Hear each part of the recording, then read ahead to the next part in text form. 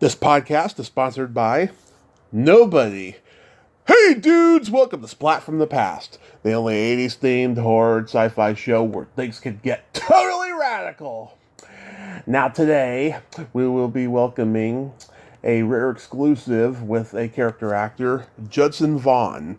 Judson played Lieutenant Gower in the very, very underrated teen sex comedy, The Beach Girls, Crown International Jewel, from 1982. I just love that movie. It's so underrated. I've had two people on from it and didn't even realize it because I wanted to talk about so many other movies they've done. You know, Catherine Mary Stewart and Corinne Boyer.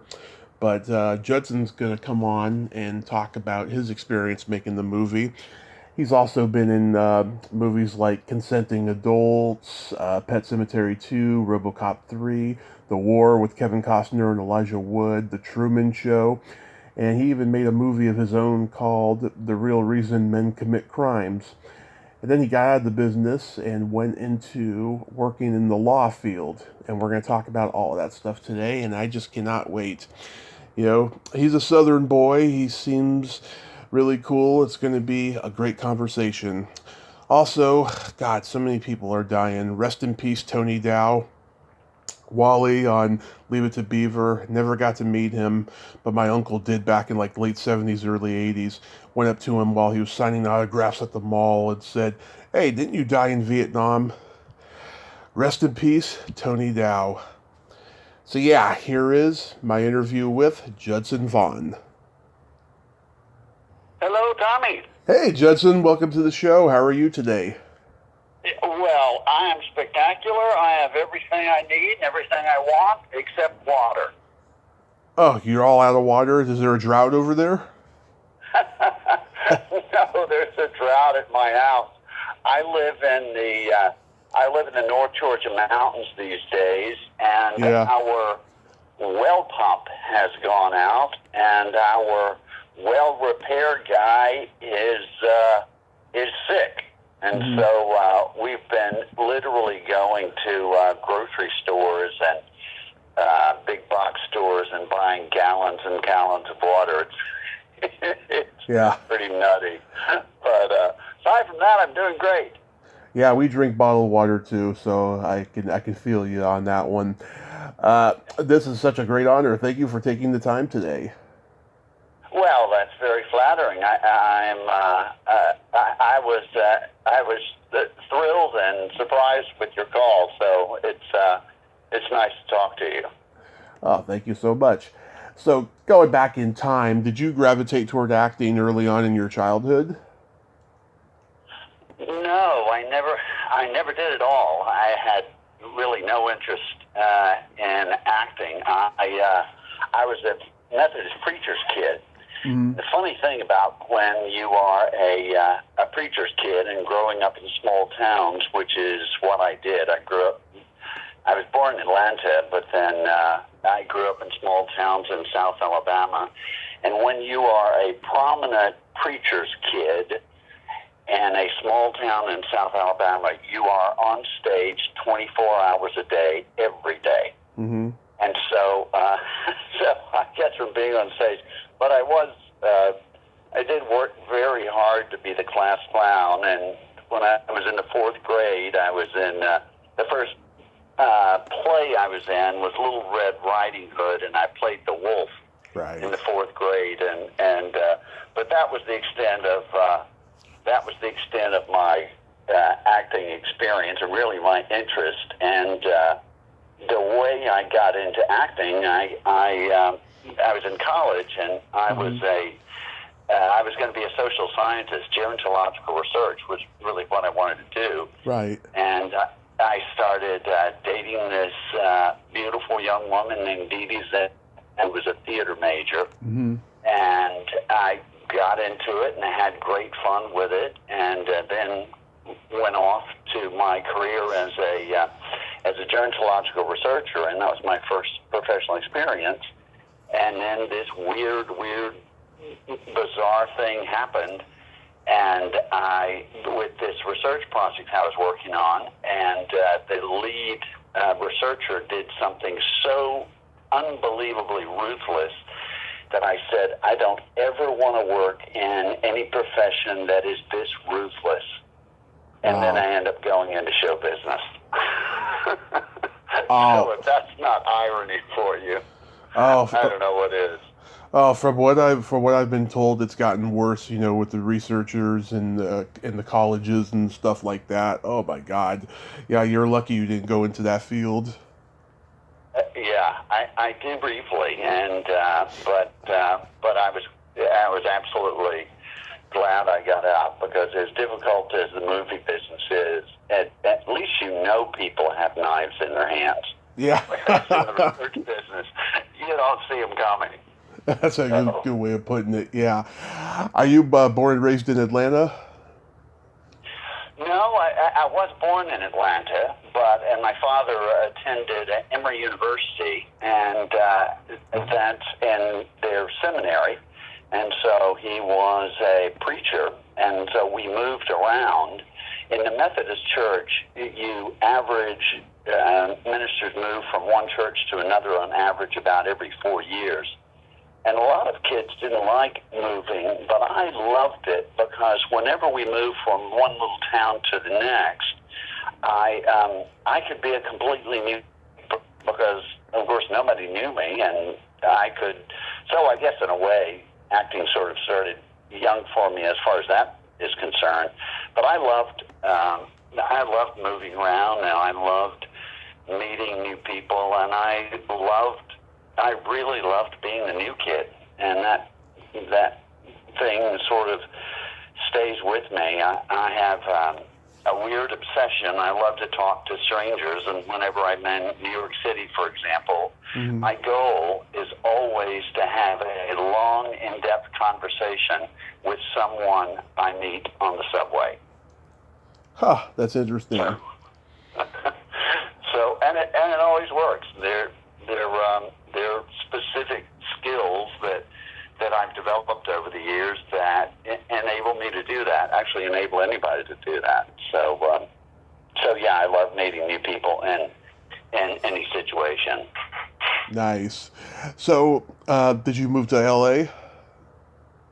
Yes, just after I left the social science field, I moved to LA, and in 79, yes, in 79, and my my day job was working at Neiman Marcus in Beverly Hills, and at the time it had the Neiman Marcus there had just opened, so I was actually, when I moved there in January, the store wasn't open yet, and there was this wonderful camaraderie with all these young, attractive people. I'll exclude myself from that. I was at least young. But, so we were all setting up the store, and shipments would come into the shoe department, so we'd all rush to the shoe department and put things out. Yeah. It was probably a month before the store opened, but by then there was great camaraderie, and oh my gosh, I made such great friends there, and it was a wonderful job, and one of the fun things is lots of movie stars shop there, and I got to know Dustin Hoffman well. Right. That's kind of a funny story. He came into the store one day, and there was a jockey scale, a huge jockey scale that was about 10 feet tall, brass antique jockey scale that was on the first floor of the building. I worked on the second floor in men's suits, and I worked on commission, so I almost never answered the telephone. Yeah. But in this particular case, I answered the telephone, and there was a woman who said, Dustin Hoffman is down here, and he wants to buy the jockey scale. And I said, don't worry, I'll come right down. Well, she meant the executive office this time. She didn't need to call the second floor. Yeah. So I go down, and at the time, Dustin was my favorite actor. Absolutely my favorite actor. Since I graduated, I'd seen everything he'd done. So I I go down the escalator, and I turn the corner, and I see this guy leaning on this anti-jockey scale.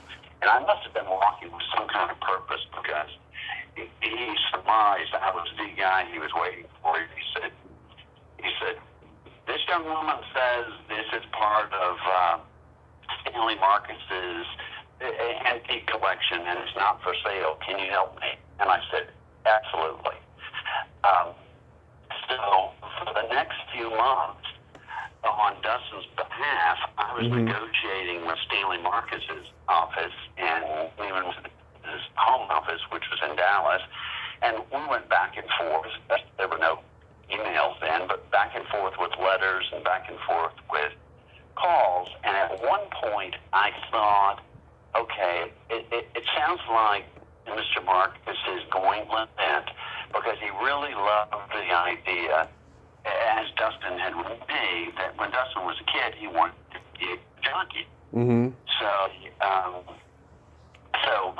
He wanted to buy the jockey scale. But after months, we finally said, we hit a dead end. And during that time, it was very cool, because Dustin would come by the store, and we'd have a cup of coffee, or we'd go for a walk and sort of strategize about how to do this. But we finally said our goodbyes and see you laters and so forth. And then a couple months later, he called, Luke Nice, he called and invited my wife and I to go and see the initial screening of Kramer versus Kramer at the Collectors Guild. Mm-hmm. And he said, you may not see me that night, but have fun. And so I called him a couple days later just to say, oh my God, what a performance, and what a movie. And of course, it was nominated for lots of Academy Awards, and of course he won an actor, and that was really thrilling. And it stayed for a couple of years. But then I ran into him at a screening, at a show of Warren Beatty's Reds in Westwood Village. And there were actually 3 people in the theater. It was a matinee, and there were 3 people there. It was me and my friend Rodney England and Dustin.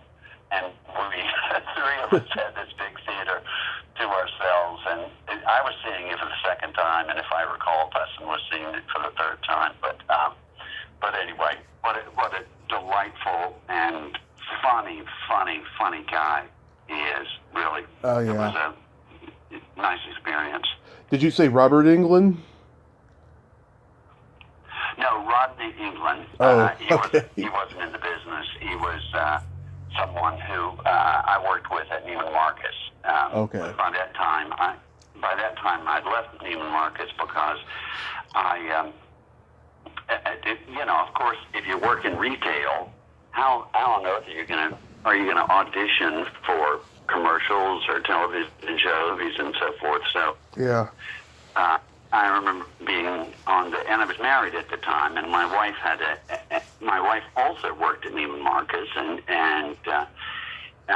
she made good money. And I'll never forget being on the phone with my mother, and they were in Florida then. My mother was this little, and I was lamenting that I couldn't go to the audition, and she said, "Man, Judson, and what you need to do is..." Hey, Judson, you're starting to break up a little bit. Oh, sorry. It's okay. Am I back? I guess so. Am I back, Tommy? Yeah, you're good. You're good. Oh, okay. So anyway, my mother encouraged me to leave Neiman Marcus and to just start auditioning. So that's how I left my retail job, and essentially I've never had another job since then, except in the business. So how does the Beach Girls come into your life? Well, I did a showcase at the Coronet Theater in West Hollywood, and it seems like it's on La Cienega, if I remember correctly. Uh-huh. But in those days, I had been in I'd been in LA for a year and a half, maybe almost 2 years, and just struggling to get an agent and struggling to get an interview. And of course, if you don't have an agent, you can't have auditions. And so I'm going to all these agencies, trying to get an agent and doing anything I can. But I had one of my best customers at Neiman Marcus had been William Morris. And that was William Morris Jr. Mm-hmm. And I never told him I was an actor. And of course, at that time, William Morris was the biggest agency in the world, acting agency in the world. But he would come in and buy clothes from me, and he and I hit it off. He was in his 70s at the time. Mm-hmm. And we hit it off really well and became friends. And he would come and buy expensive clothes, and then sometimes we'd have lunch together or coffee together and so forth. And before I left Neiman Marcus, I called him up one day and said, Mr. Morris, I'm leaving Neiman Marcus, and so I just wanted to let you know, because we had become friends, we probably won't see each other. Right. So he said, well, let me come down. He and his wife lived in Malibu. He said, let me come down and let's have lunch together.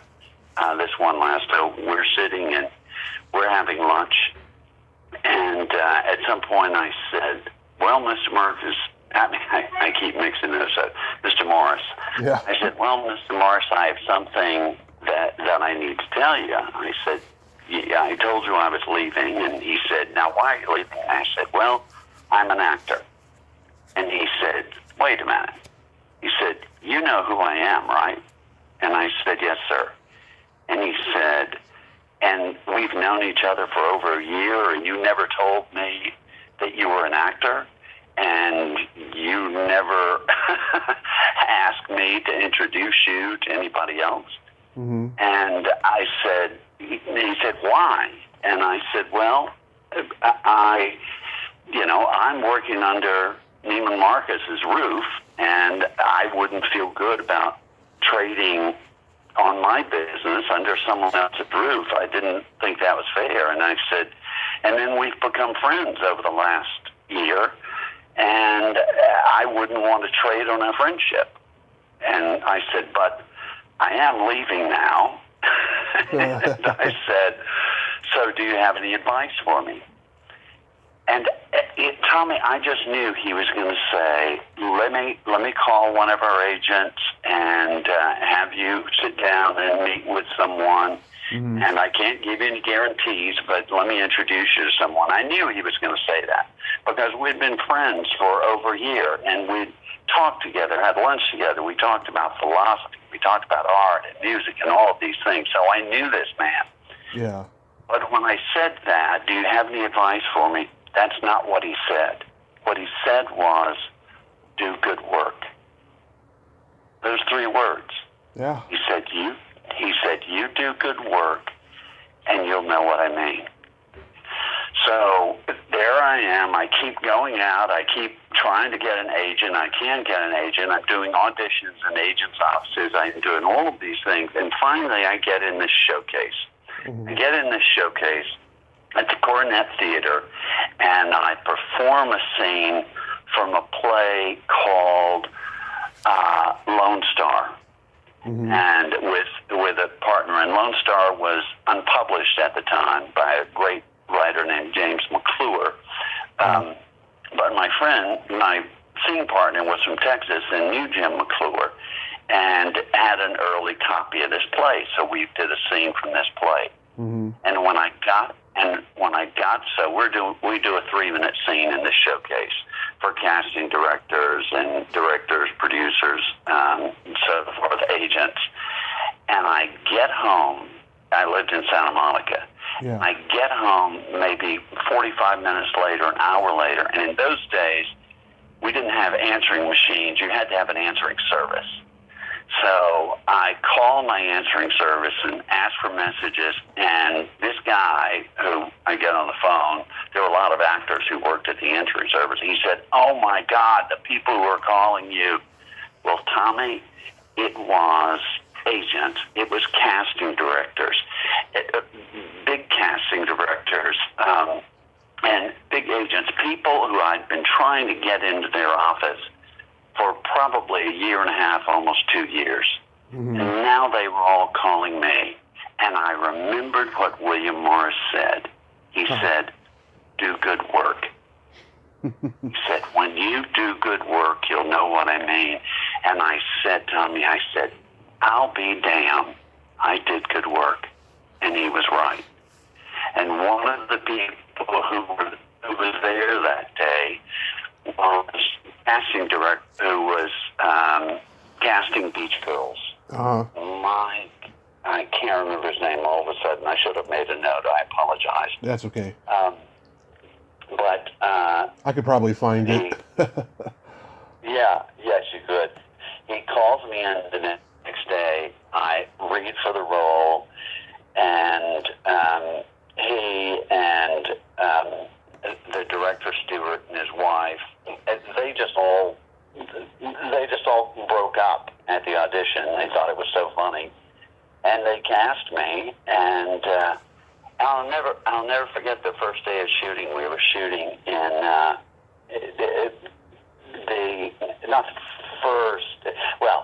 first day of shooting was at San Pedro, and it was on a Coast Guard cutter. Mm-hmm. But I remember arriving, and there was a trailer, and my name was on the door. Mm-hmm. And it's such a funny thing, but it was such a thrill. It was just this incredible thrill. It was this feeling like, oh my gosh, I'm an actor. I'm really an actor. So anyway, I'll never forget that day. It was exciting. Yeah. Oh, wow. I mean, those kind of stories you don't hear nowadays, because nowadays people get cast after having 25 people in a committee agreeing to cast somebody. It's really insane now. It's a totally different business. But that story, was that the profound experience you had that first day of filming, or did something else happen? No, here was the profound experience, Tommy. Mm-hmm. When I left social sciences, yeah, and when I left that field, I started doing theater. And I did summer stock theater in different parts of the country. And when I learned to act, I learned classic Stanislavski method acting. Mm-hmm.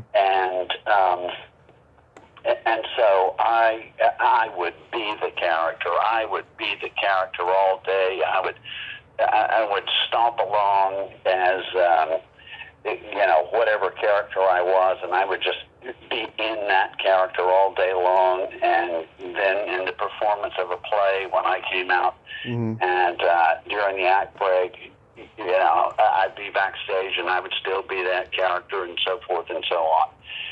And so that's what I learned. And when I was in LA,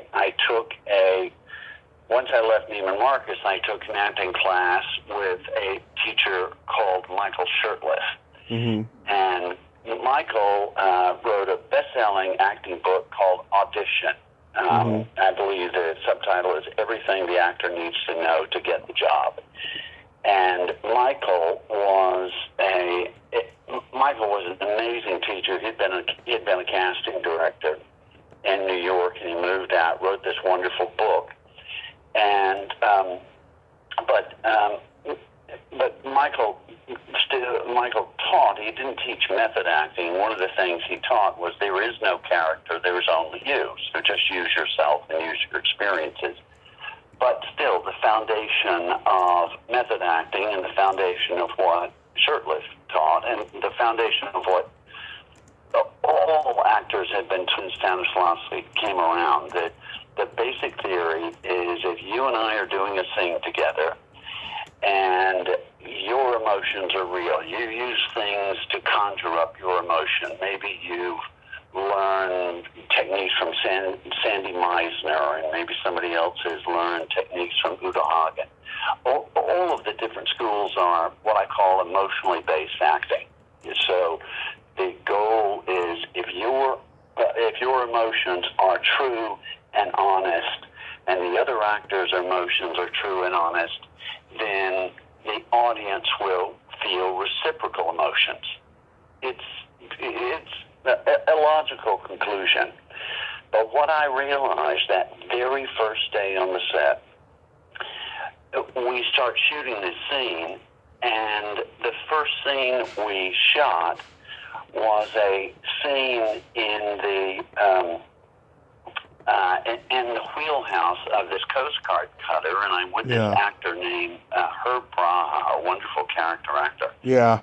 And I realized I had these, so we do the scene and establishing shot, and we shoot it 10 or 12 times, and then we start doing the scene, and then they move in closer for a master, and we do the scene 5 or 6 or 7 times, and then we do a 2-shot, and we do that 6 or 7 or 8 times, and then we do an over-the-shoulder, and we do an over-the-shoulder of Herb, and we do those 7 or 8 times, and then we go in for close, and we do Herb's close up 5 or 6 times, and then the camera comes around me, there's the over the shoulder and all the takes there, there's the single on me, all the takes, there's a close. By the time I get to my big moment in this scene, now I've said those lines 40 or 50 times, or maybe more than that. And that's the case on every single movie that's ever been. And all of a sudden I realized this stuff about dredging up real and honest emotions, when you have to say the line 30 times or 40 times or 50 or 60 or 70 times, it's absurd. It doesn't work. It never has worked. It's a myth. It is a complete myth that an actor can dredge up real emotions when she has to say those lines 30 or 40 or 50, and then you're working with a director like Stanley Kubrick or like Peter Weir, who I worked with years ago, and Peter just lets the camera run, and you just do dozens and dozens and dozens of takes. So the idea that you can dredge up real emotions 60 times in a row is absurd. Absolutely absurd. It doesn't work. It's a myth. It's a myth that everybody perpetuates in the business because I guess people think it's sexy, but I came from the world of science. And when I realized this stuff is all bullshit, it's just a myth. That's all it is. And so I was so distressed, Tommy, after that first day. I'm driving home and I'm saying everything I've learned about acting is worthless on a film set. Absolutely worthless. I drive home, get home to Santa Monica. My wife says, "How was your first day?" And I lied. I said, "Oh, it was fantastic." But what was really going through my head is, what the hell am I going to do? This stuff doesn't work. It just doesn't work. And it particularly doesn't work when you're going into auditions, because our emotions are the most unstable things that you can possibly count on.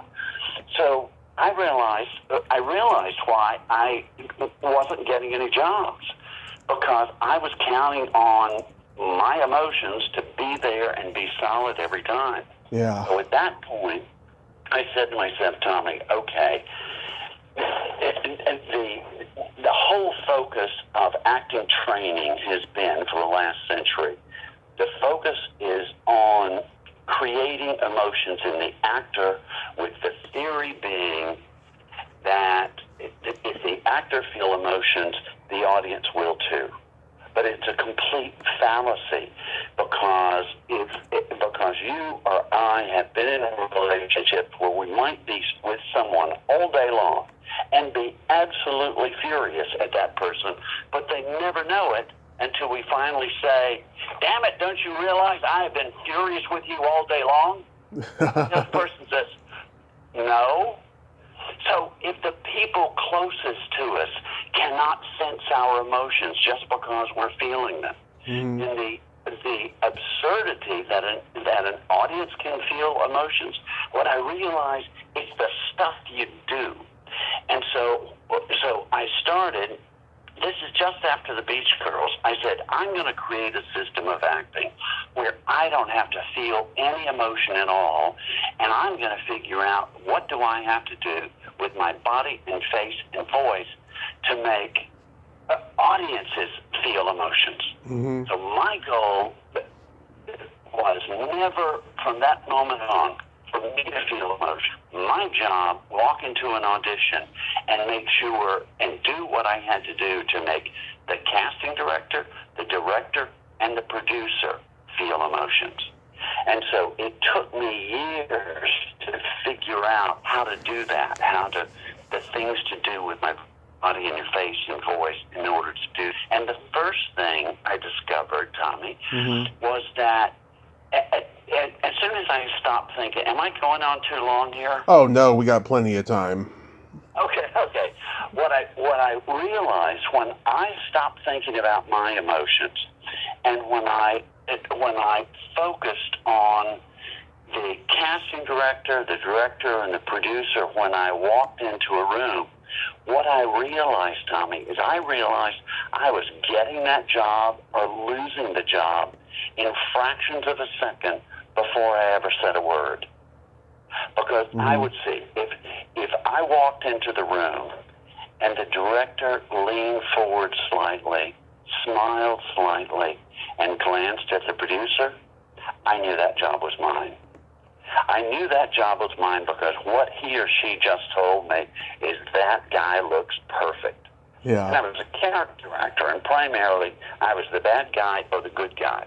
Right. So eventually it all came down to trust. What do I have to do to either look really untrustworthy when I walk in before I ever say a word, or to look, and that's in the case of playing a bad guy, or if I'm playing a good guy, what do I have to do with my body and face and voice in order to, but primarily my body and face, in order to walk in that room and have them smile and go, oh yeah, there's our sweet pharmacist, or the contrary, there's our slime ball hit murderer who, and that was absolutely the key. Once I figured out exactly what I needed to do to look incredibly untrustworthy or incredibly trustworthy, then it was really easy to make a living in this business. Now, it really took me 10 years to figure that out. But once I figured it out, that was it. Wow. Did you look at the script and go, what is this? I that's exactly what I would do. And the other thing that I would do, that I would advise all young actors to do, is pay very, very close attention to the stage directions. So the stage directions say, he stormed in the room and screamed, I hate you, Tommy, and I don't ever want to see you again. Well, I hear that all the time.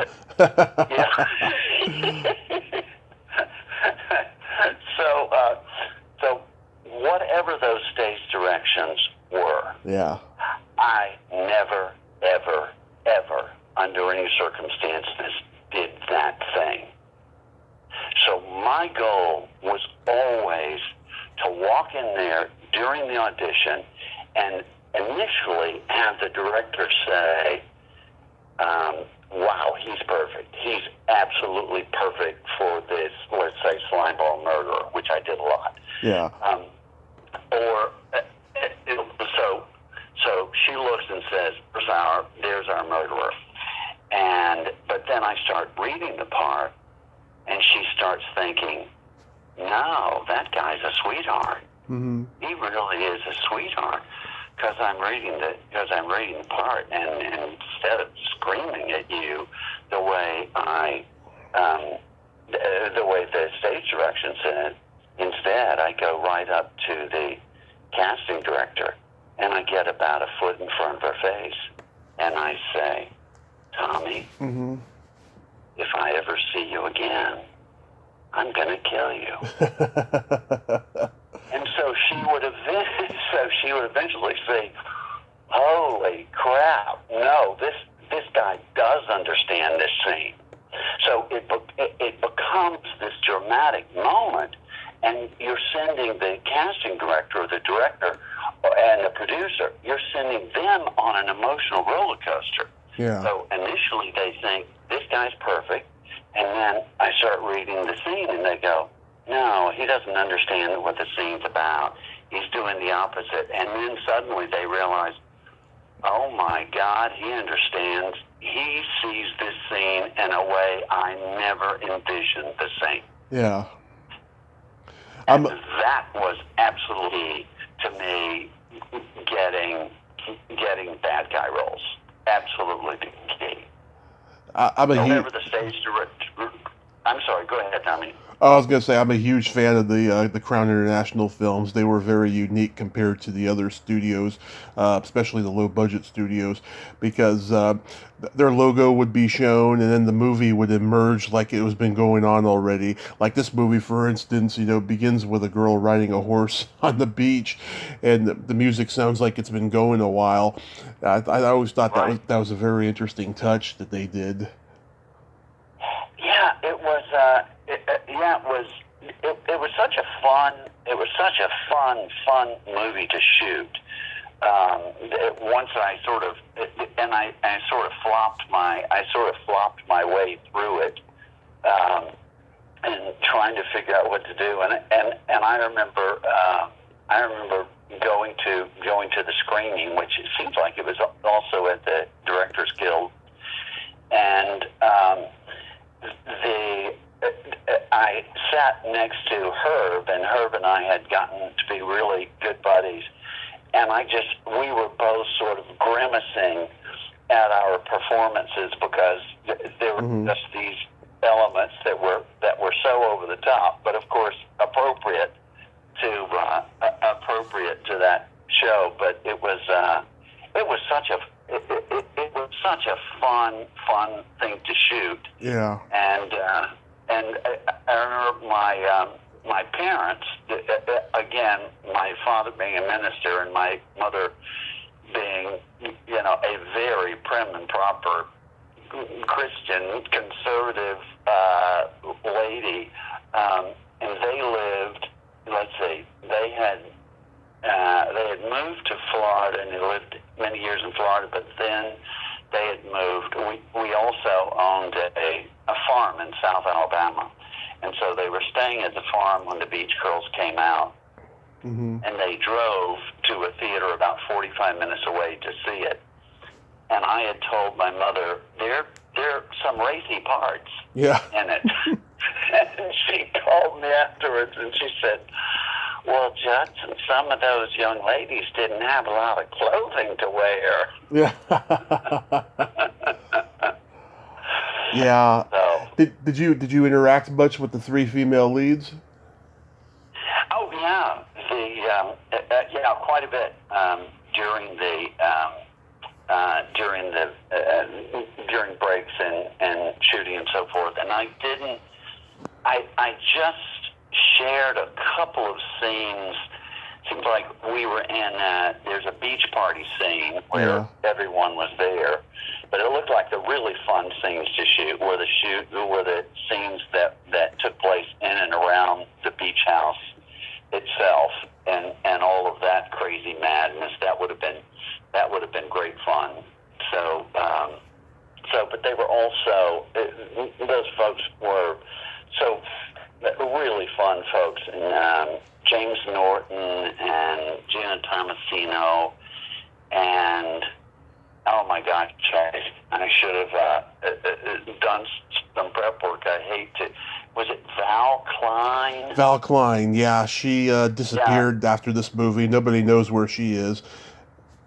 Yeah, she was delightful. Just really delightful. Really, really funny. And I thought she was Ducky or something like that. Yes. I can't remember the character name, but she was just great fun. And I thought I really thought she was a standout in the movie. I thought she did such a good job. Actually, Gina Keogh was Ducky, and she, of course, is a reality star now. Oh, I didn't know that. Yeah, for years, the Real Housewives of Orange County. Yeah, she's huge off of that show. Oh my goodness! Well, they were all such beautiful young women, and she was just extraordinarily beautiful. Just really extraordinarily beautiful. Oh, Deborah Blee was just adorable. I wish I could find her to interview her and stuff. I know she's married now and she lives privately out in California, but she's just beautiful. I'm Facebook friends with James Doughton. He's very shy. He about doing interviews. You know, I wish I could have him on here, but he's a great guy.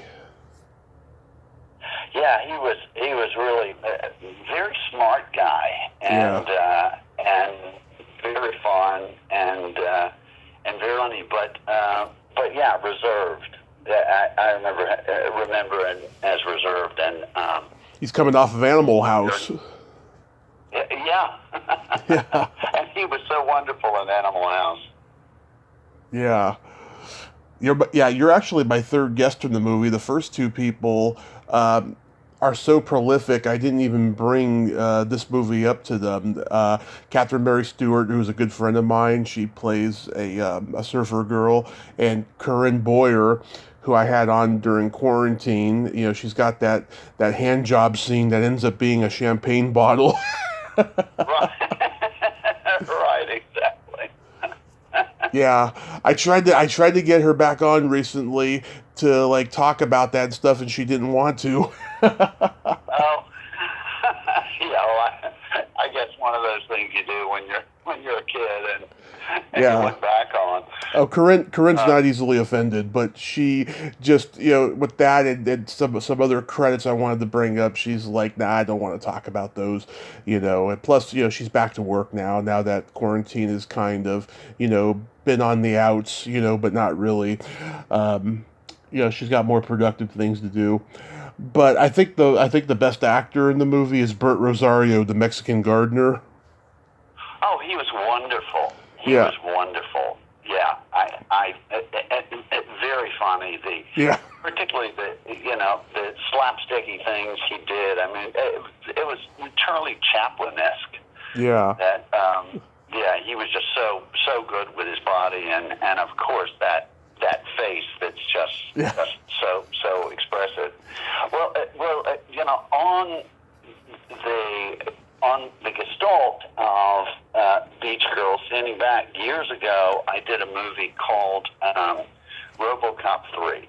Oh, yes. And the director of Robocop 3 was a young guy named Fred Decker. Yes. And Fred was such a nice guy and very creative, and that was really a fun one to do, and kind of an odd one. I auditioned for what was a one-day role on the movie, but I did something really outrageous during the audition, and the casting director called my agent and was absolutely furious because I had done this very, very outrageous thing that I'm not able to reveal exactly what it was, but to take my word for it, it was outrageous and rather obscene. And so the casting director calls my agent, and she is just absolutely livid. My agent calls me and says, Jay is livid that you did this thing. Did you really do that thing? And I said, yeah, I did. And she said, oh my God, Judson, that's just incredible. Mm-hmm. Well, an hour later, my agent calls me back and said, Fred has written a new part into this, and he wants you there for 8 weeks.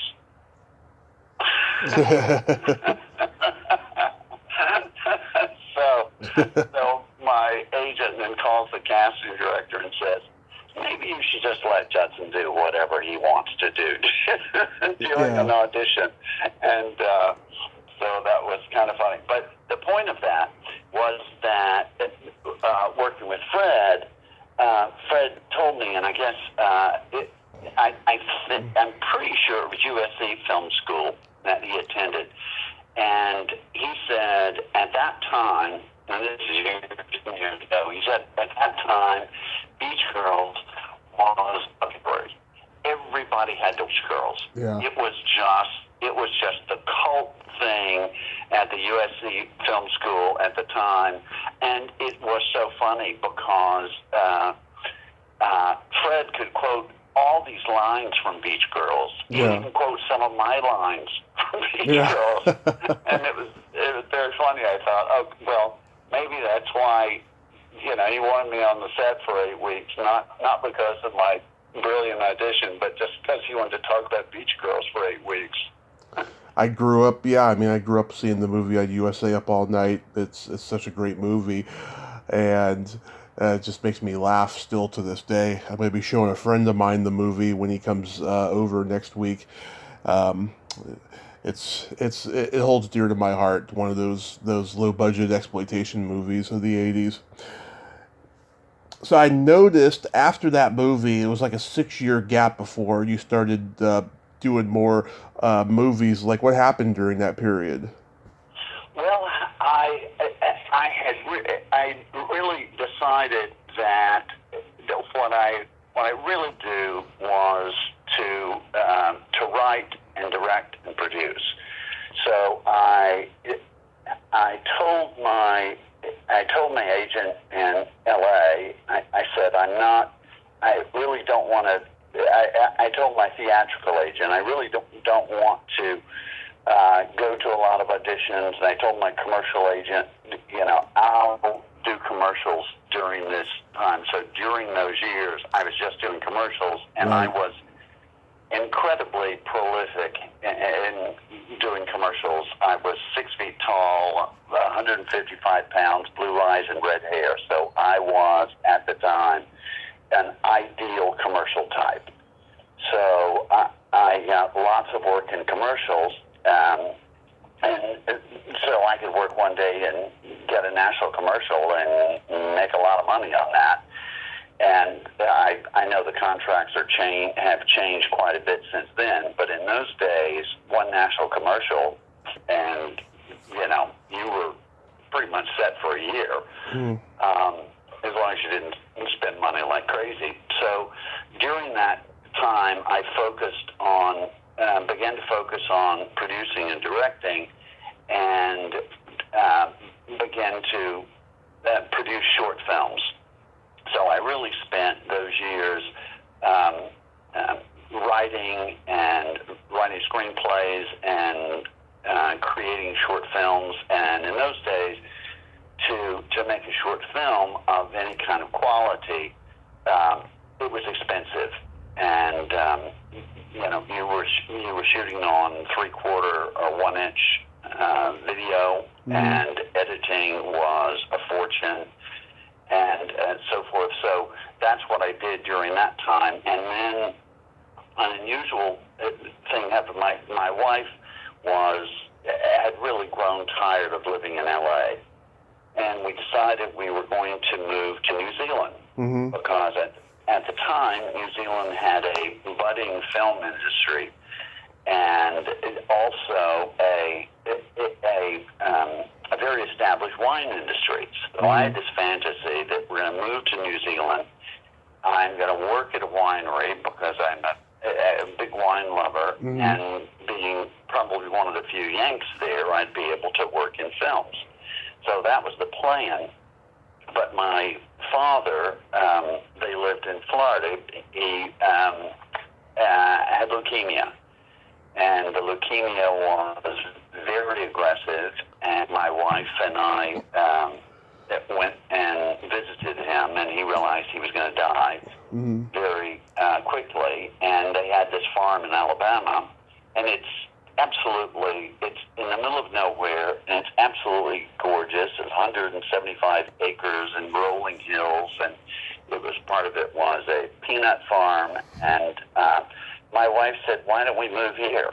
And I said, "What the hell are we going to do if we move here?" And but the fact is, my father was dying, and when he died, my mother was absolutely distraught. So we moved. We picked up everything and moved in South Alabama, and we had no idea what we were going to do. And we took care of my mother. There's a big old rambling farmhouse that was built just before the Civil War. So I started working on restoring this farmhouse because over the decades and decades it had been modernized. And so what I was doing was unmodernizing it. So I was pulling up all the cars, pulling the sheetrock off the walls. I was raising the ceilings back up to where they were originally, which was 12 to 14 feet high. And so my wife and I spent a couple of years working on restoring this farmhouse to its what it looked like during the Civil War. And that was really a great project. And then at some point I got a call from the Screen Actors Guild, and they said, "We are organizing Alabama. Would you be willing to go to?" And at the time I had lots of commercials still running, so I was making money. And they said, "Would you be willing to go and speak on behalf of the union in Birmingham?" And I said, "Absolutely." So I went to Birmingham, and I met actors from Atlanta, and they said, "You should come to Atlanta, and because movies are being made here." And I thought, really? I didn't believe them. So anyway, about a week later, I drove to Atlanta. This woman introduced me to 3 different agents in Atlanta. One of the agents sent me to a commercial audition, and I got that commercial audition. Another one sent me to a movie audition, and I got that role. And so within a couple of days, I was back in Atlanta shooting the commercial, and then I was down to Savannah to shoot the movie. Right. And after that, and by that time, and I was talking about this system of acting that I had created. By that time, I had perfected it. So very quickly, I was really busy as an actor, and the system I created was very, very fast. And I got the great majority of the things I auditioned for. Right. So then eventually I moved to Atlanta, and I had this idea that Atlanta was potentially a great film town. But of course, it wasn't a film town in the early 90s, and so I started this company called What Films, and we trained actors. My staff and I trained actors, and we trained writers, we trained directors, and we trained producers.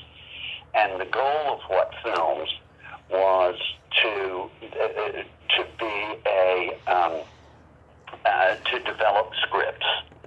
develop scripts and begin to make short films, and so that's what we did. And over the 10 years I had What Films, over 3,000 people studied there.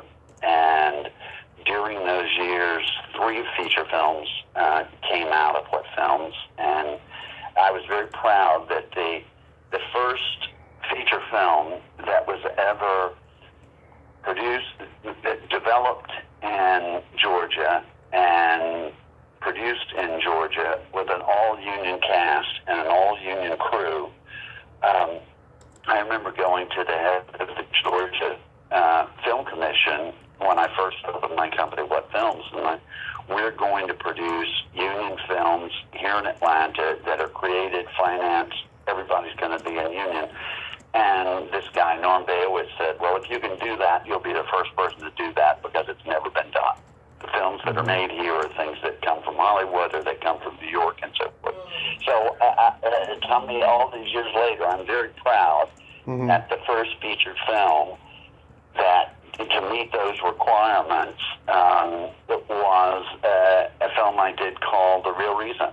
Yeah. And we had our premiere at the Fox Theater with 4,000 people and, you know, the Cleve Lights and all sort of thing. And it was very, very, very, very exciting.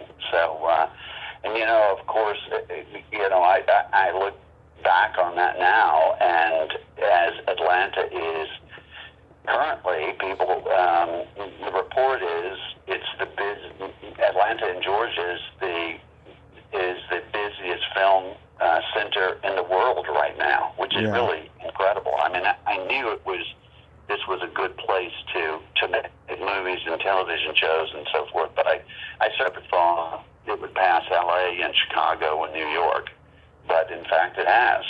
So it's funny in that the things that I produce now, which are short films for my company, I can't get any of the technicians that I had worked with on The Real Reason or worked with on 2 pilots that I produced after that, because everyone's booked. And so now you have to get down to the 5th or 6th tier gaffer because everybody else is booked. So so I'm thrilled, particularly for my acting friends, but also for my technician friends, because everybody is busy. It is just really a humming place, and it's a great place to work. So great crews and easy access, and now big sound stages being built here and operating here. So yeah, it's a very, very vibrant market. Oh yeah, everybody's filming up in Georgia. That's what I hear. It's a lot cheaper, and it's great. How about working on Pet Sematary 2? Oh, that was a funny one. Because I played a reporter in that, and there's sort of the jostling of scenes, and I think I was just on there one day. Yeah. And I can't remember. All of a sudden I can't remember the director's name, but she was very nice. I liked her a lot. But Mary Lambert. I'm sorry? Mary Lambert. Yes, thank you.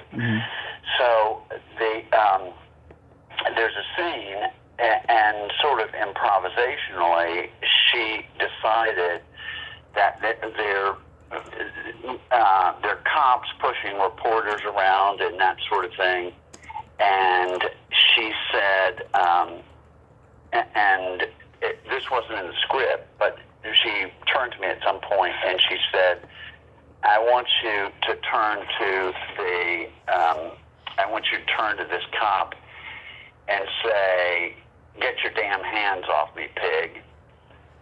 And I said, well, I'm not comfortable saying that. And, you know, I'm looking on the set, and there's my friend Mike Smith, who is, at that time, if you were making a movie in Atlanta, you went through Mike Smith's office, and he was the policeman who was in charge of sending cops to sets, you know, so that they could maintain things. So I looked over at my friend Mike Smith, and I thought, no, I'm not gonna say that. And so I said to Mary, I said, I'm not really comfortable saying that. I'm just going to say, you know, get your hands off me. Yeah. And she said, no, you're going to say, your hands off me, pig. I said, no, I'm not. No, I'm not. I said, fire me if you like. I mean, I've already been paid for the day, but I'm not going to say that line. And she said, you are. And now we're arguing. The whole crew is, the cast and crew is all standing around. And she's saying, you're going to say that line. And I said, no, I'm not. And so she sort of goes on. This probably went on for 5 minutes. And she was furious, absolutely furious. But there was, I wouldn't say it. And so, yeah, that was, and so in the movie, I didn't see that movie for many years, probably within the last 10 years, because my wife wanted to see it, and I think it was the first time I saw it.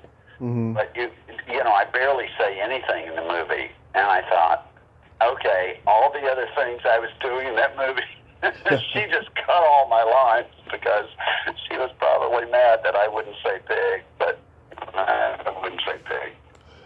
How about I'm sorry, go ahead. How about working on consenting adults?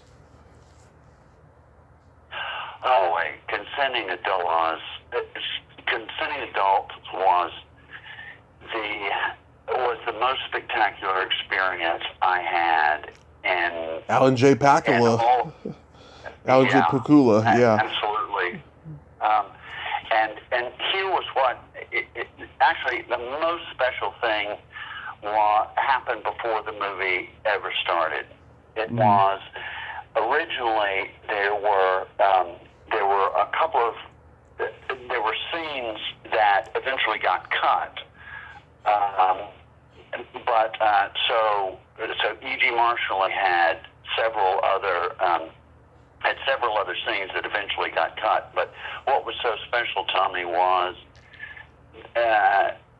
prior to shooting, it was Alan Pakula and E.G. Marshall and Mary Elizabeth Monstrantonio, right, Kevin Kline, and me.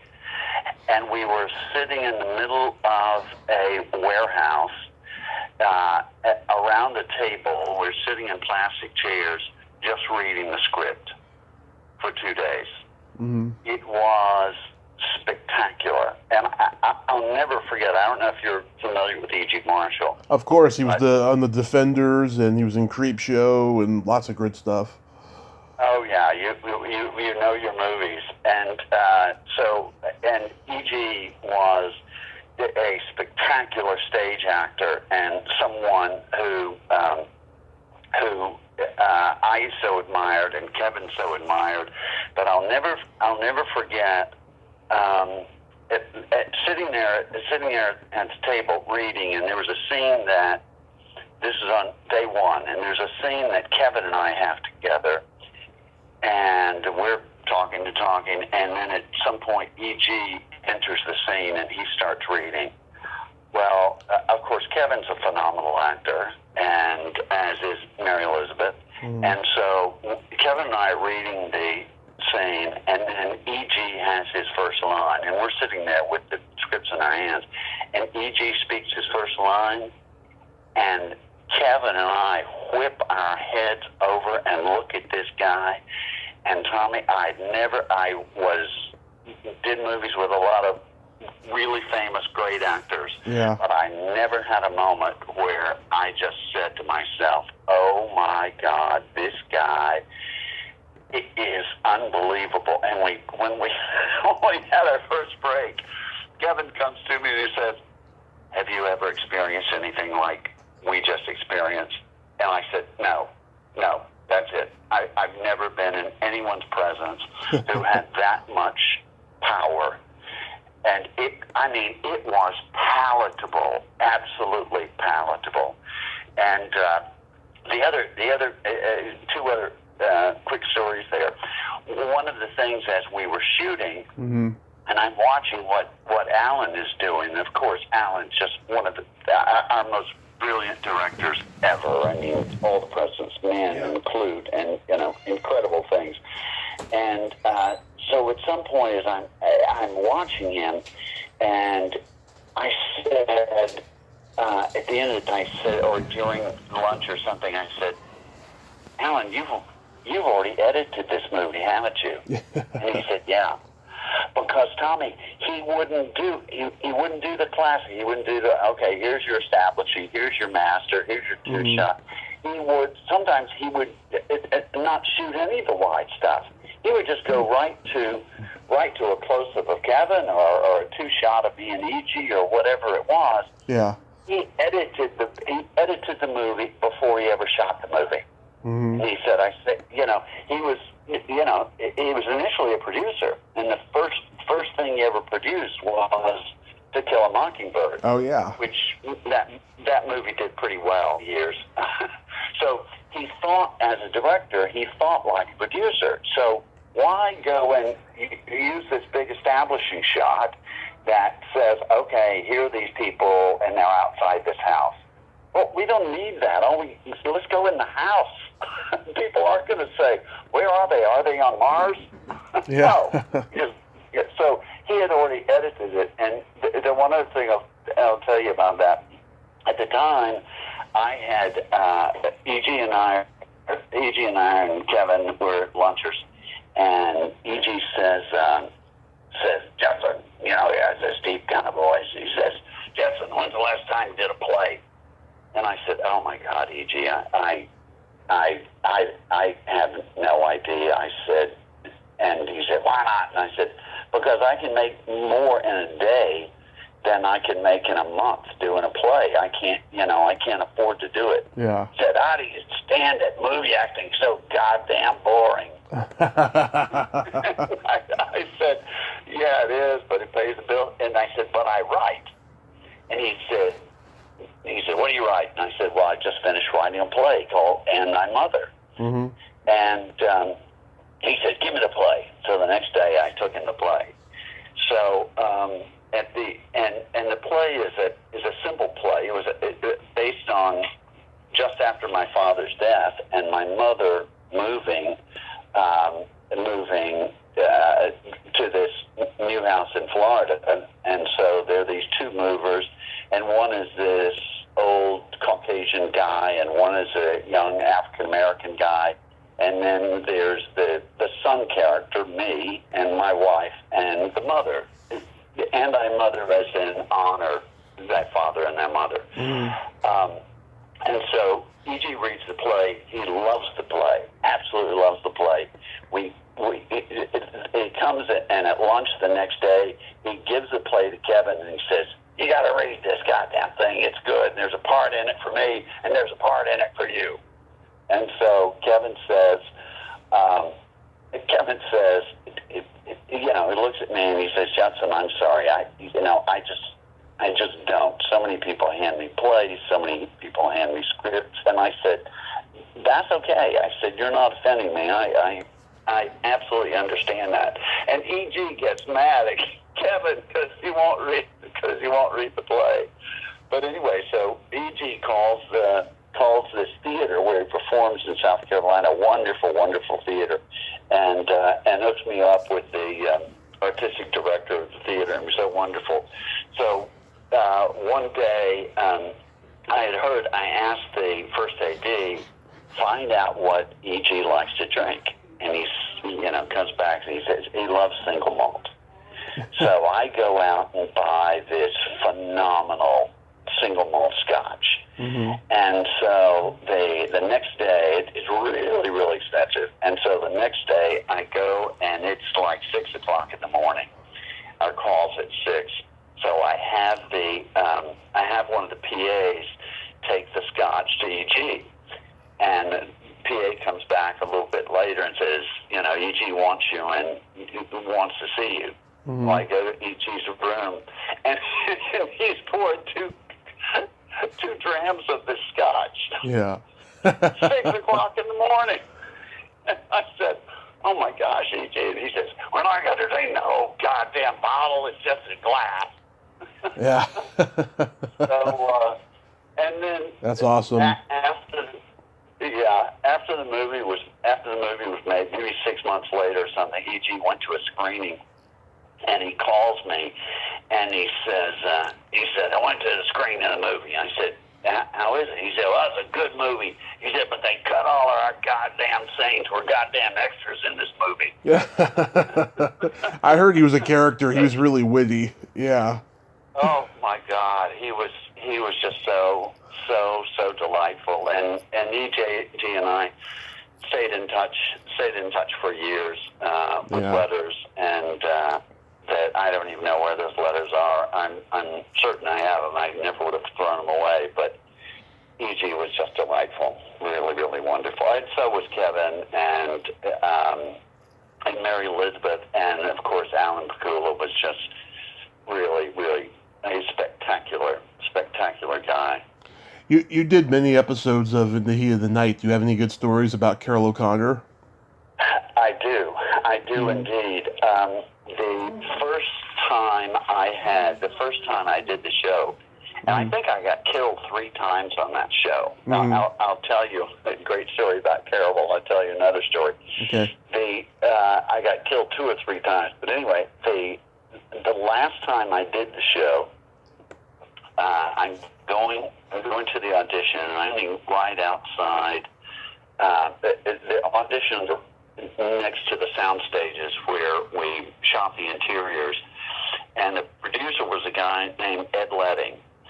And so I hear the casting director saying to Ed, you're going to love this next actor. He's really, really wonderful. You know, he always does creative things. You're going to love this guy. And I come around the corner, and Ed goes, oh, crap, Judson. Oh, man, we can't put you on this show again. And so the director was Czechoslovakian or something, and he says, you know, I want to see this actor act. I want to see it. So anyway, I audition, and the first thing that happens is I start the audition, and I've got my back to the camera. So I'm saying my lines, and I've got my back to the camera, and the director says, I'm going to need to see your face. And so Ed turns to the director and says, I'm certain you're going to see his face. This actor does unusual things. The director says, oh, okay. Because the way this scene was shot, the way the scene played, I was sitting at a tractor working on this. I was a mechanic, and I was sitting at a tractor working on the tractor. Mm-hmm. And Carroll O'Connor's son Hugh comes in, and I've got my back to Hugh, and I just kind of turn a little bit over my shoulder and talk to him rather than giving him the respect to turn to it. And that's the way the director ended up shooting the scene. He started with my back to the camera, and then I turn a little bit. So my job as an actor, I always felt my job with the actor was ignore the stage directions and give the director ideas that he or she never came up with. In other words, give them stuff that they aren't expecting that's going to make the scene more interesting and do something that no other actor would do. So anyway, two other quick stories. Another quick story about Carroll. The first time I did the show, my father had just died.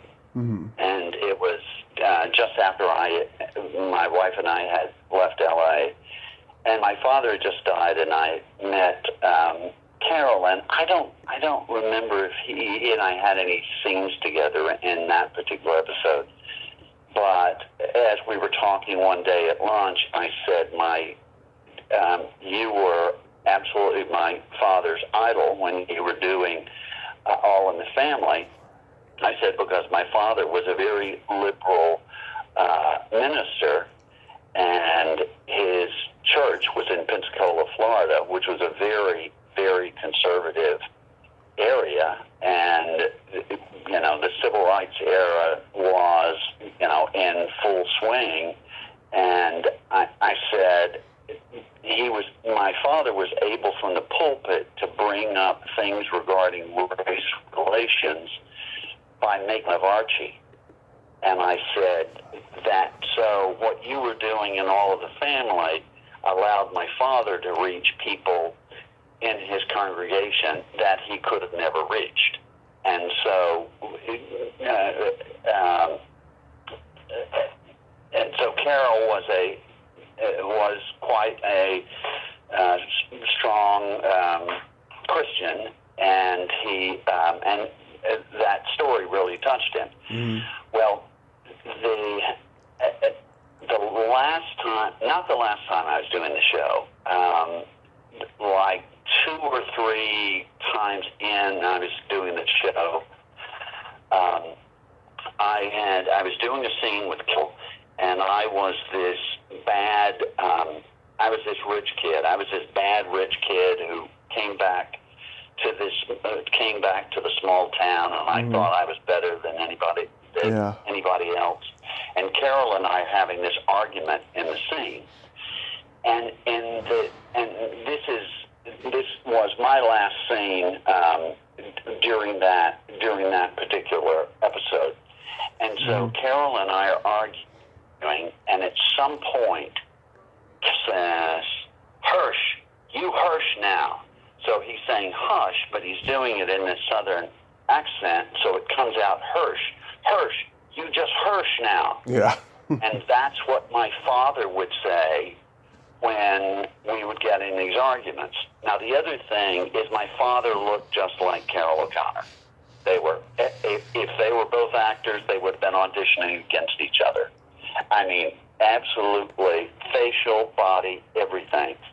Well, when Carol does this, and it's only on our last take. It's not in the script. But he just says, "Hirsch, you Hirsch now." And then that was the end of the scene. There's a cut. The first AD says that's a wrap for Judson Vaughn. And, traditional, everybody claps. And so I immediately leave the set. And I'm in this giant sound stage, and I have found this dark place, this pitch black place in the sound stage, and I'm just crying because, excuse me, it still upsets me. I apologize. I'm just crying because it was my father, and before my father died, just a week before he died, I said, Daddy, I don't know if you can come back after you die. I said, but if you can come back, I'd like you to come back. I said, I don't want to whip open the shower and have you standing there, because my father was a practical joker, and that's the sort of thing he would do. I said, just come back. And in that moment, Tommy, there was my father. And, excuse me. Mm-hmm. And so I'm sitting there, and I'm all choked up, and the next thing I know, this big fella sits down beside me. And he puts his arm around me, and he said, "You were thinking of your daddy, weren't you?" Yeah. And I said, "Yes, sir." And, of all the special moments I had over the years in movies, that moment with Carol in the dark in this sound stage was incredible. And he just put his arm around me, and I just cried like a baby. And so anyway, that was a special. That's beautiful. Special moment. Yeah. Oh my God. So, how about Jim Carrey on the Truman Show?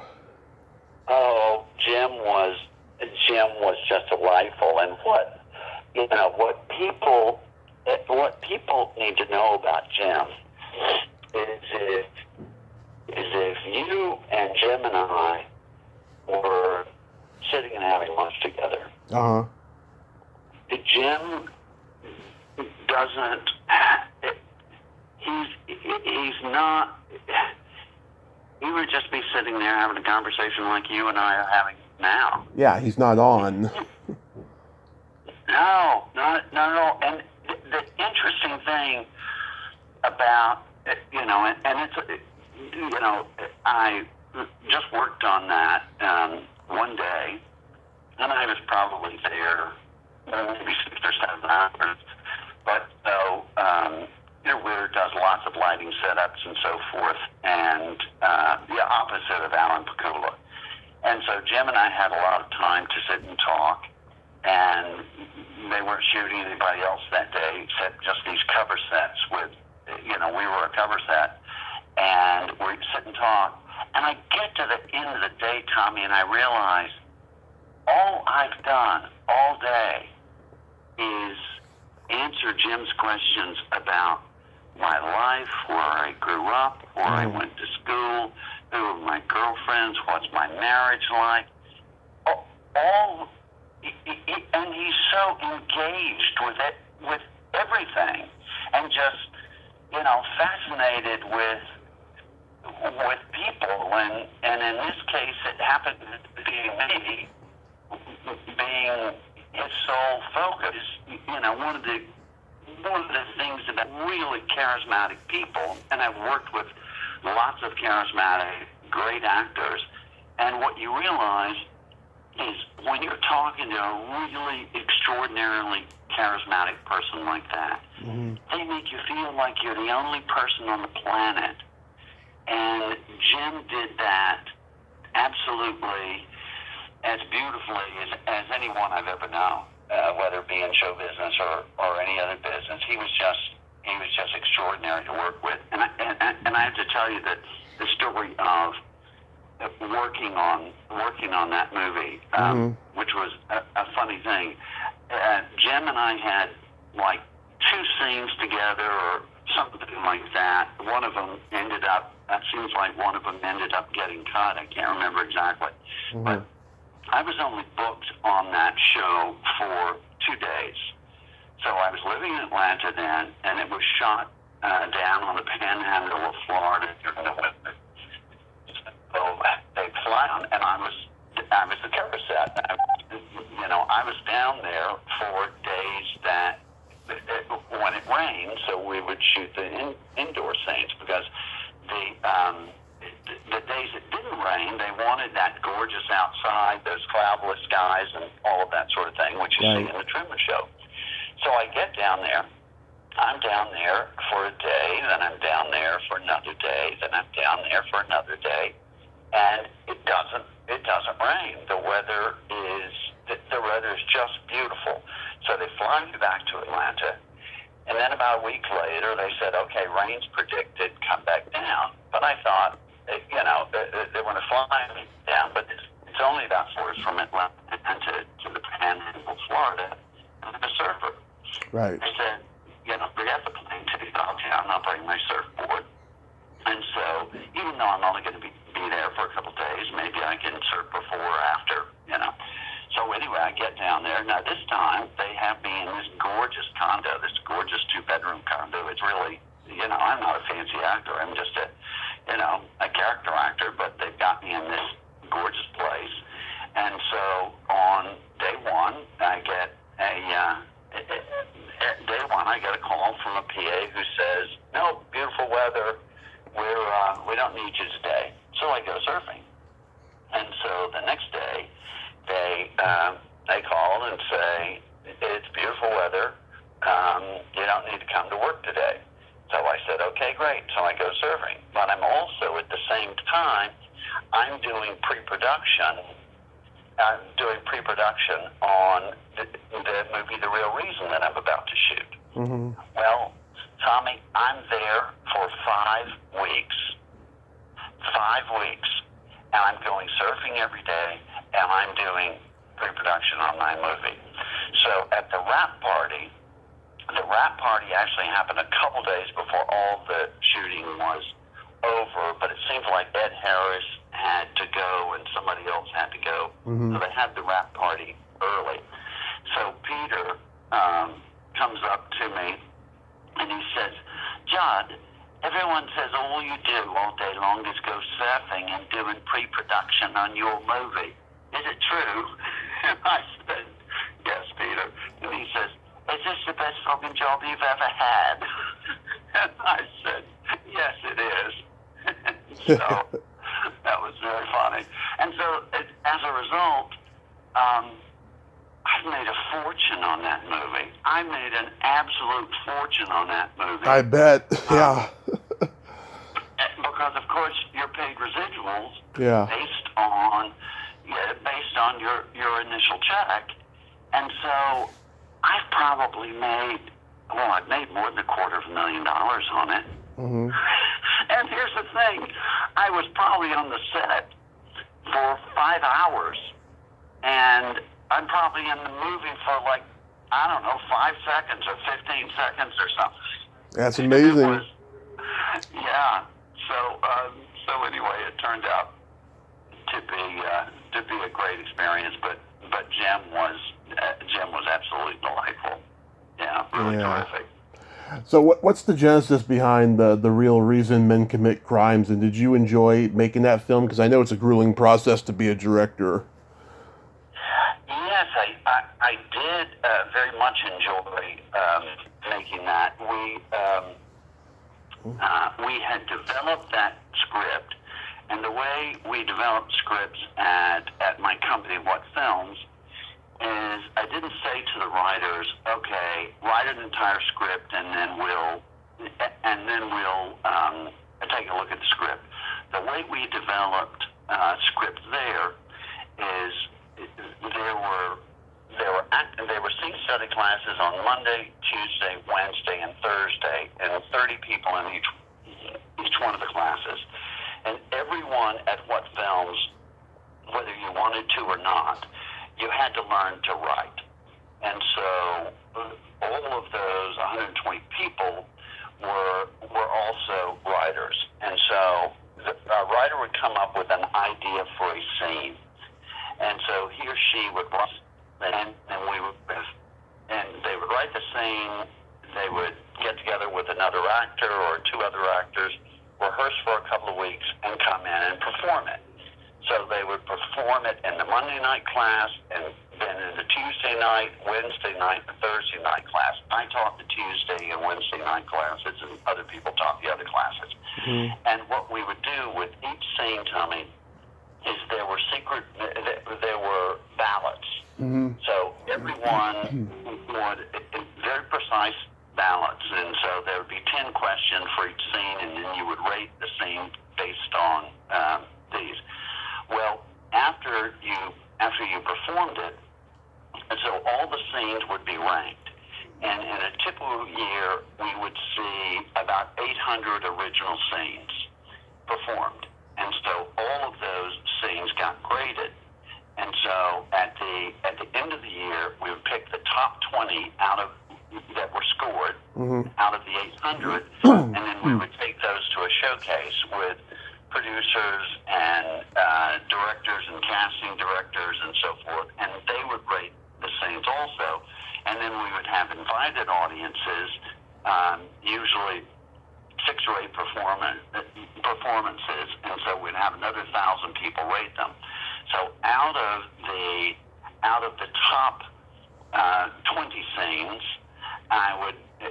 we would pick we'd see the top 3 after they had gone through all these ratings, and then I would say to the writer, okay, your scene was number 3 out of 800 scenes. Expand on that.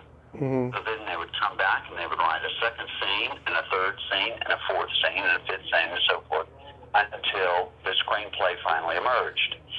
And so the first feature film that was made that came out of what was a film called Hyderabad Blues. Mm-hmm. And it was written by this actor, writer, Nigesh Kukunor. And so Nigesh took the film to India, and he has dual citizenship. So he took the film to India, to his hometown of Hyderabad, and he shot the film there. The film was released. It became the biggest grossing independent film in Indian cinema history. Nice. It played at theaters in Mumbai and Hyderabad and other theaters for over 6 months. People lined up for weeks to buy tickets. And Nagesh became an instant star. And now he is one of the most popular directors, and he's won all of these awards in India. So needless to say, we were so proud of Nagesh. And actually, he and I just exchanged email just the other day. I was asking him about an Indian singer. Uh-huh. Can you tell me who the singer is? So anyway, but back to the real reason. So that's the way the real reason was developed. It was developed scene by scene by scene by scene. And so one of the interesting things is I knew when I was casting that there was one particular part that I knew a truly great actor who had studied what films for a long time was going to get that role. Mm. There's an actor named Ralph Price who was just unbelievably good. Actually, Ralph is the best actor I'd ever seen in my life. He was a better actor than any movie star I ever worked with. And now he's in Florida, and he works in an extermination company or something. Best actor I ever saw. But anyway, but the other person who auditioned for that role was a guy named Steve Borden. Mm-hmm. And Steve Borden was a professional wrestler. He wrestled under the name Sting. Mm-hmm. I don't know if you know anything about professional wrestling. Very little. I'm sorry? Very little about professional wrestling. Yeah, well, that was the same for me. But Steve was studying at what films, and because he wanted to get out of the wrestling business and he wanted to be an actor. So he had been studying there for quite a while, and I was surprised that he got the role. He was just phenomenal and incredibly funny. And once he got the role, he wanted me to meet his boss at Turner, this division of Turner, which was in a division of Warner Brothers, and who was WCW, World Championship Wrestling. Mm-hmm. So I go and meet Steve's boss, and the boss wants to know who's financing the picture. And I said, well, I have independent financing there. One of the things that would happen in our showcases of all these scenes is investors would come, and they would be able to see these potential movies that they would potentially invest in years down the road. They would see the development. Mm-hmm. So by the time we're ready to make the real reason, there were investors who lined up to make it, lined up, and our budget was about $1 million. Mm-hmm. And so this guy who was the head of WCW, and I won't mention his name. Mm-hmm. It's easy to figure out who it was. But so this guy says, "Well, I want us to finance the movie." And I said, I already have my financing. He said, "Well, let somebody else, use that money for another movie. I want to finance this movie." Mm-hmm. And he said, "I'm going to finance it, and we can help with marketing." And at that time, the top 2 or 3 movies on cable were all WCW wrestling things. Mm-hmm. And so he said, look at this market. So I said, I agree. And so I told my investors, I said, Rob, the head investor in this other thing, I said, Rob, we're going to use your money for something else if that's okay. So Rob agreed. So they were going to finance the movie. Well, there I am, and I'm in Florida doing the Truman Show. I get a call from this guy, Mm-hmm. and he says, we can't finance the movie right now. We'll think about it again in the fall. Well, I had already been doing this pre-production, Mm-hmm. and so I knew that if this was put off to the fall, this will never happen. So I said, I'll tell you what, I'll reduce the budget by $200,000. We'll make this for $800,000. You give me $400,000. I'll raise $400,000. And he said, how long will it take you to do that? And I said, I don't know. Well, it took me 3 days to raise $400,000. And so he committed to raise $400,000. So then when I got back from the Truman Show a couple of weeks later, we went into production. Mm-hmm. Well, we start screening as we're shooting. We start screening the movie for small audiences, 50, 75 people, and so forth. Mm-hmm. Well, one day after one particular screening, that Steve Borden had this particular big scene when he was really, really funny and just brilliant. Mm-hmm. And so this guy comes to me after the screening and said, do you need more money? And I said, no, I don't need any more money. And he said, well, what would you do if you had an extra $50,000? And I said, well, I know exactly what I'd do. And I told him I would buy a condor for this night. I would buy a picture car for this. I knew because I had cut that stuff out of the script. I mean, out of the budget. And I also had cut my salary completely out of my budget, my producer salary, director salary. So, and I didn't replace those. Well, anyway, what I didn't realize at the time was contractually, I had the rights, but they had a distribution.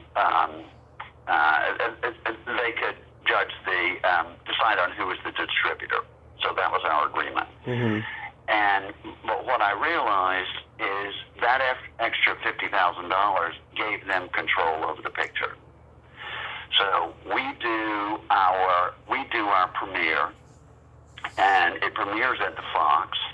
And as I was saying before, with thousands of people there, 2 weeks later, sitting in the Walt Disney Studios in Burbank, I guess, and I'm sitting with Mitch Ackerman, who is at that time was the head of television production for Walt Disney. He and I are sitting in the screening room. He watches it. He loves this movie, absolutely loves this movie.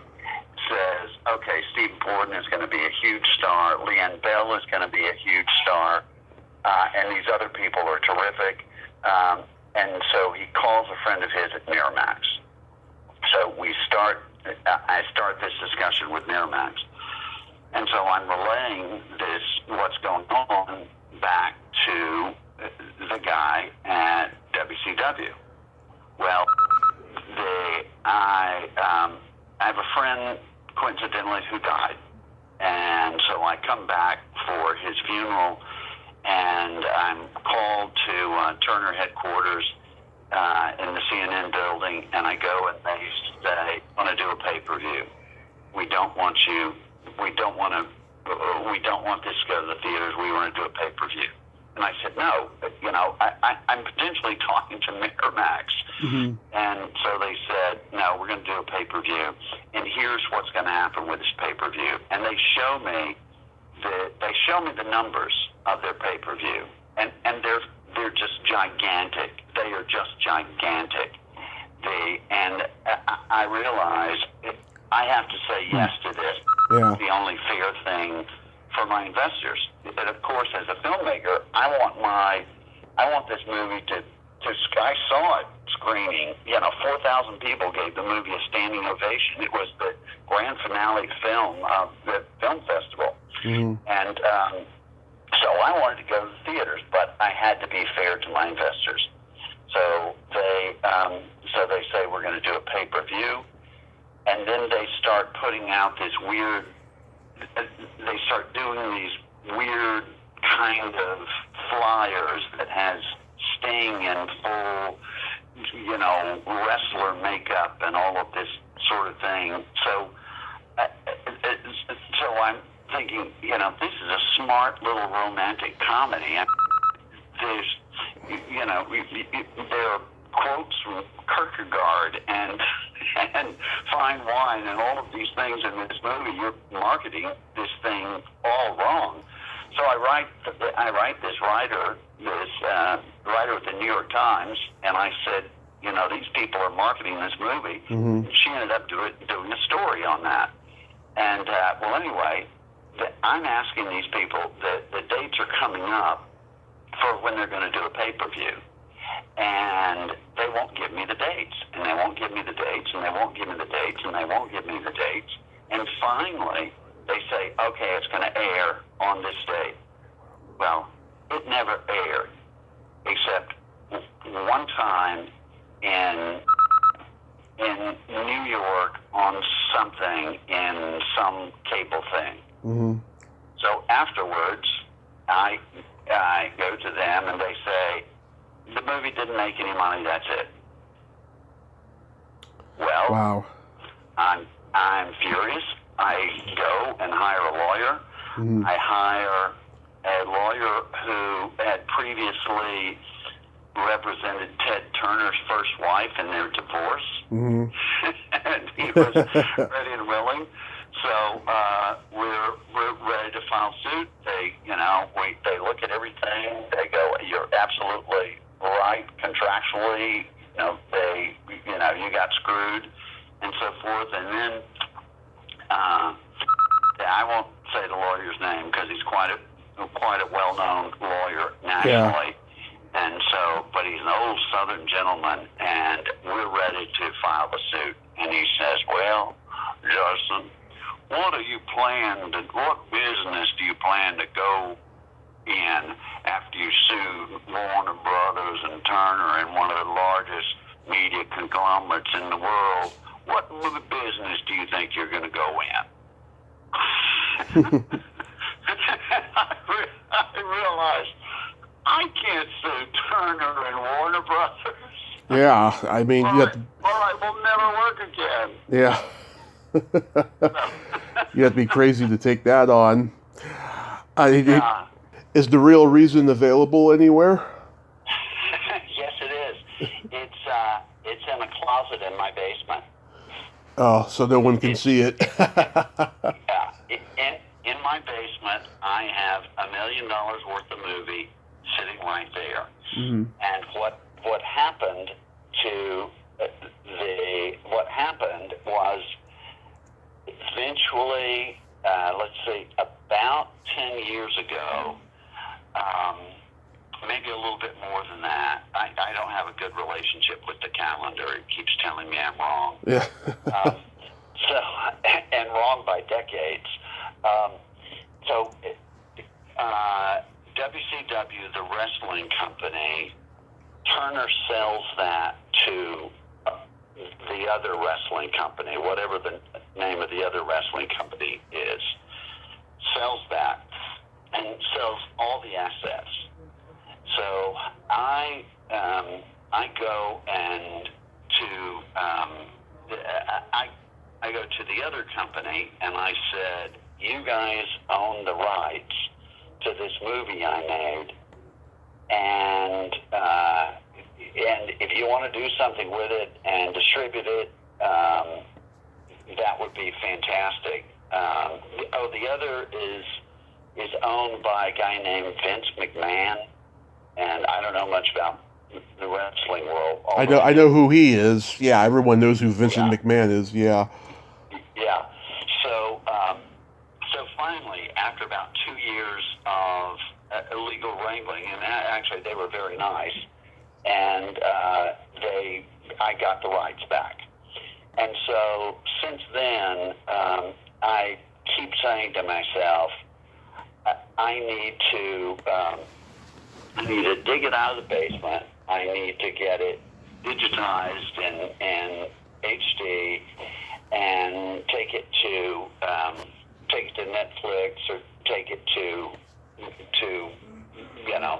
any company that's out there. And I thought, I should just do a GoFundMe page, not necessarily because it's not that much money to take film. But of course, after these years, the film has to be, it's 35 millimeter cans. The film has to be clean, and we would need to recolorize and that sort of thing. So it's a little bit of money. But I thought I should do a GoFundMe just to make, because there's so many Steve Borden / Sting fans out there. Yeah.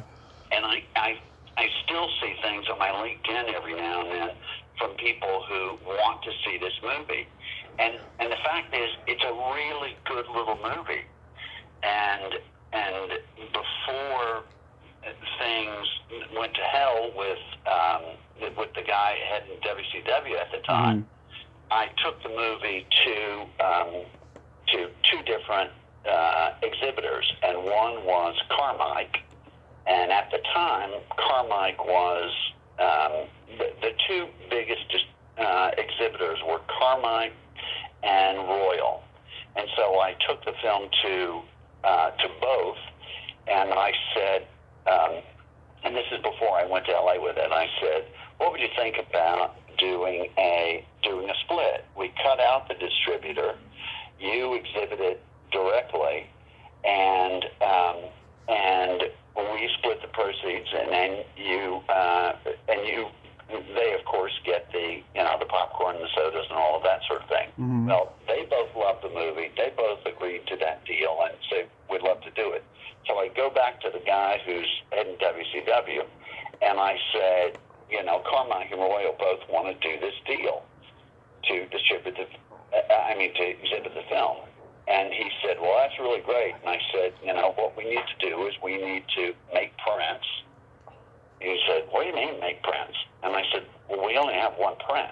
And he said, well, how much is it going to cost to make prints? And at the time, it seemed like I said $3,500 a print. Or whatever it was at the time. That was probably about right. Mm-hmm. He said, you already have a print of the movie. Why can't we just distribute it? Show it. And I said, the guy's name's Joe. Joe, this is not videotape. this is a film. You need it for every theater you go to. You need a print. And he said, well, that's a terrible deal. I said, no, it's a great deal because we're not paying a distributor. This is an unbelievable deal. Mm-hmm. And but he didn't get it. And so we had this big argument over that. But what I didn't know about that whole thing, and I'll finish that story, what I didn't know about the whole thing was during all of this time, Steve Borden had not signed a contract with WCW.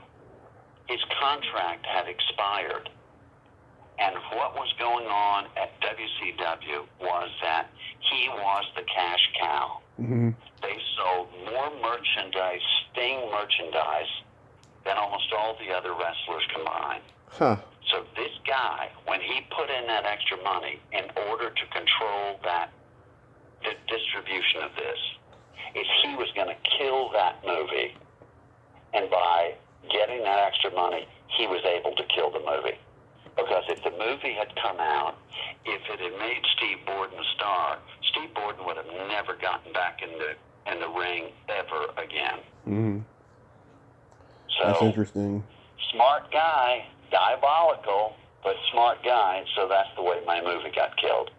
But yeah, this our conversation today makes me, the whole idea of doing a GoFundMe just to let the Sting fans out there know this movie's out there is something that I've wanted to do. I've just been too busy. Yeah. So, maybe you're sparking me to do that. Oh, I hope so. I have been known to influence a lot of people, so I hope so. But to kind of wrap this up, though, what made you get into the law thing?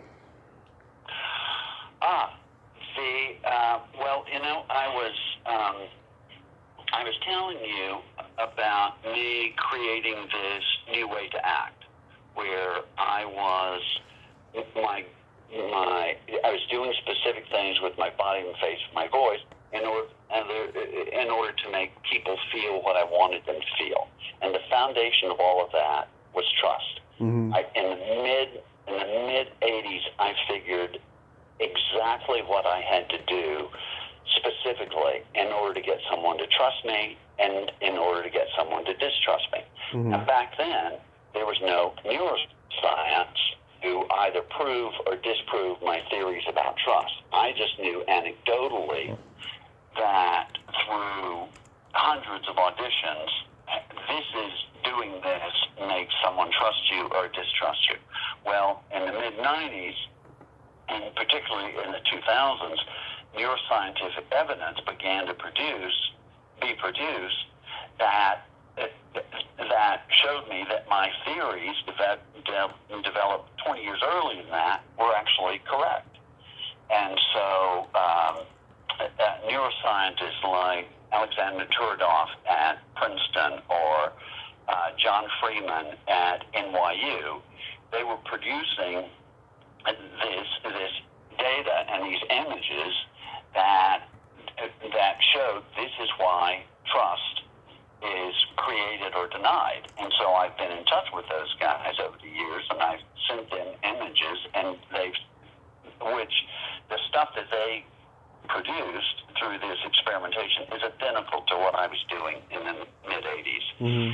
And so I said, okay, now that I have neuroscientific data that this stuff works, it's not just my theories, I said, I want to test this communication system I've developed, these communication skills, and I want to take it to the most cynical profession I can think of. Yeah. And so I said, okay, it's got to be trial lawyers. You know, if trial lawyers see this stuff, and if they think it'll work, and if they start using it when they're trying cases, complex commercial litigation with millions and millions of dollars on the line, and if it works, then I will be able to take that to other industries. And now, Tommy, over the years, it's developed into an entire language of a constructed language of communication skills. And so my first cold call was one of the largest law firms, or the largest law firm in the South, and one of the largest law firms in the United States, a very old conservative firm called King and Spalding. Mm-hmm. And about 20 minutes into the presentation, this Harvard lawyer I'm sitting across the table from says, I've never seen anything like this. This is phenomenal. It's going to take me a long, long time to get you into King and Spalding, but I'll eventually do it. Well, 2 weeks later, or 3 weeks later, we're conducting a seminar for these 30 hotshot trial lawyers. And so they said yes, they became my first client. And then all the other law firms just fell in place. And now what I do is I in essence, in conjunction with the lawyers I work with, I produce trials. And producing a trial is just like producing a movie. You have to have a compelling story. You have to be able to entertain the smartest people on the jury, and you've got to be able to entertain the people who aren't as smart on the jury. It has to be compelling. It has to be entertaining. It has to be exciting. And if you can make a story that's compelling and exciting and entertaining, you have upped your chances on winning. And so I don't look at a trial from a lawyer's standpoint. I look at a trial from a filmmaker standpoint and say, how can we grab that jury by the throat and never let them go during their entire trial? And Tommy, it's really, really fun. Yeah. I tell friends, it's like producing a courtroom drama, except it's real. Yeah. There are lives on the line, and reputations, and entire companies, and millions of dollars. So it's exciting. It really is exciting, and I love it. I really do love it. It's fun, and that's good to hear. I'm always making a film that presented in the opening statement. So it's not just a lawyer standing up there talking. He or she will show a jury an opening, a film, a video at the beginning that is most often a metaphor for the entire case. So my goal is always, let's win this case within the first 30 seconds of an opening. That's good to hear. But do you still have a desire to act at all? No. I really don't. It was great fun, and I really enjoyed it. And but no, directing and producing I really love, and I find directing and producing, at least for me, I sort of, with the system I developed, I sort of solved the conundrum of what it takes to create a compelling performance. And for me, that was kind of like solving a puzzle. And I wanted to go on to solve other kinds of puzzles. And so I now create online communication skills courses, and in the process of that, we shoot narrative scenes with two great actors and so forth. So I'm still directing those kinds of things and using them to illustrate the communication skills that I teach. So I sort of have one foot in filmmaker world and one foot in legal world, and I find that the things in legal world are so complicated. They're just really, the kind of cases I work on are really complicated. And once, Tommy, I worked on a case. It was with a construction lawyer, and the case was all about dirt. And the problem with the dirt is that dirt was dirty, which means there was a lot of decayed material, and they were building a foundation, and the foundation wasn't strong because there had been decayed material in the dirt. So my job as, sort of co-producer with the lawyer is, how can we make a case about dirty dirt exciting? Yeah. And that's that's really hard to do. But boy, if you can do that, it's really thrilling. And to watch juries watching actors, watch juries watching lawyers, taking the skills that I taught to all these actors over the years, and these lawyers are incredibly compelling. They're not like most lawyers who are out there, because most lawyers, frankly, are boring as hell, and it's because the industry doesn't prize performance and entertainment and so forth. And the new company I launched called Judson Squared, which we're just in the middle of launching now, this company is all about, and my partner is this hotshot lawyer named, coincidentally, Judson Graves. Yeah. And our goal is to say to the legal industry, no, forget about trying a case the way you tried a case 50 years ago. Now we have the internet. Now we have TikTok. You've got to be able to grab that jury by the throat and not let them go. You've got to be an entertainer. It's not okay just to use rhetoric and logic anymore. So I'm sort of we are on the soapbox for making jury trials more entertaining and more exciting. Awesome. Oh, by the way, Tom Stockfish was the casting director on The Beach Girls. Oh my gosh! Yeah. And, thank you so much. He's tall and skinny. Yeah. And oh boy, he was.